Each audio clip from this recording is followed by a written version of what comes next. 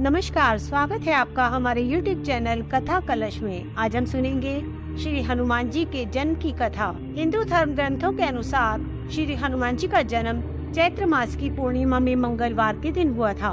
हनुमान जी की माता का नाम अंजनी है और पिता का नाम केसरी है। हनुमान जी को संकट मोचन और पवन पुत्र के नाम से भी पुकारा जाता है। भगवान श्री राम की पूजा आराधना करने से हनुमान जी प्रसन्न होते हैं। वे भगवान श्री राम की भक्तों की हर पीड़ा को दूर कर देते हैं। ऐसी मान्यता है कि जिस घर में भी भगवान श्री हनुमान जी की आराधना रोज होती है, उस घर में कोई भी नकारात्मक शक्ति वास नहीं करती। भगवान श्री हनुमान जी के जन्म की कथा कुछ इस प्रकार है। एक बार देवराज इंद्र और ऋषि दुर्वासा द्वारा आयोजित स्वर्ग में एक औपचारिक बैठक में भाग ले रहे थे। पुंजिक स्थली नाम की एक अप्सरा अनजाने में उस बैठक में विघ्न उत्पन्न कर रही थी।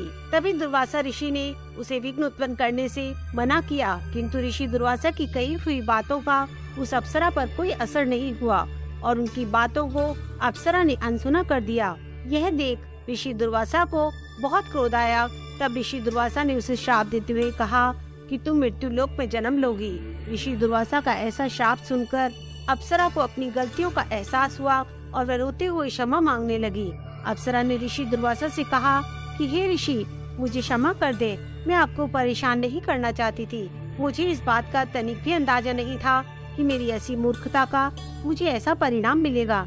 ये सुन ऋषि दुर्वासा बोले, पुत्री तुम रो मत। अगले जन्म में तो गौतम ऋषि और माता अहिल्या की पुत्री के रूप में जन्म लोगी और तुम्हारा विवाह वानरों के राजा से होगा और तुम्हारा जो पुत्र होगा वो अत्यंत शक्तिशाली, महापराक्रमी, सभी गुणों और बुद्धि में निपुण होगा। वे भगवान श्री राम का सबसे प्रिय भक्त होगा। ये सुनकर अप्सरा ने ऋषि दुर्वासा को नमस्कार करते हुए दिए गए श्राप को स्वीकार किया। इस प्रकार माता अंजनी का जन्म गौतम ऋषि और अहिल्या के घर पुत्री रूप में हुआ। जब वे शादी योग्य हुई तो उनकी शादी वानर राज केसरी से हुई, जिसके बाद वे दोनों अपना वैवाहिक जीवन सुख पूर्वक व्यतीत करने लगे। एक दिन शंखबल नामक असुर ने हाथी का रूप धर ऋषियों के यज्ञ में विघ्न उत्पन्न करना शुरू कर दिया और कई ऋषियों के प्राण ले लिए। तभी वहाँ वानर राज केसरी आ गए और उन्होंने शंखबल से युद्ध कर उसका वध कर दिया। वानर राज केसरी के इस कार्य को देखकर ऋषियों ने उन्हें वरदान दिया कि जल्द ही उनके घर एक पुत्र का जन्म होगा जो बहुत शक्तिशाली और सब कलाओं में निपुण होगा।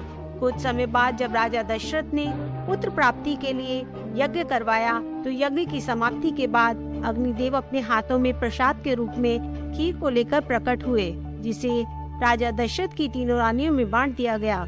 माता कौशल्या और माता कैकेयी ने तो अपना अपना भाग खा लिया, किंतु जैसे ही सुमित्रा माता अपने भाग की खीर खाने लगी, तभी अचानक आकाश से गरुड़ पक्षी आए और उस प्रसाद को अपनी चोंच में दबाकर उन्हें आकाश की ओर उड़ गए। ठीक उसी समय एक पर्वत पर महारानी अंजनी पुत्र प्राप्ति हेतु तपस्या कर रही थी। तभी वे प्रसाद गरुड़ जी के पास से छूट गया।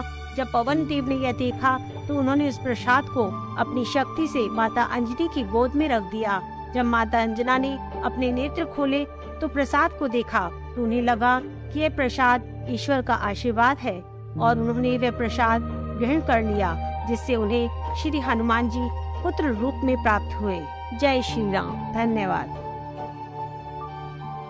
अगर आपको हमारी यह कथा पसंद आई है तो कृपया हमारे चैनल को लाइक करें, शेयर करें और सब्सक्राइब करें और बेल आइकन का बटन जरूर दबाएं ताकि जब हम अपनी नई कहानी लेकर आएं तो आपको पता चल जाए। धन्यवाद। जय श्री कृष्ण। राधे राधे।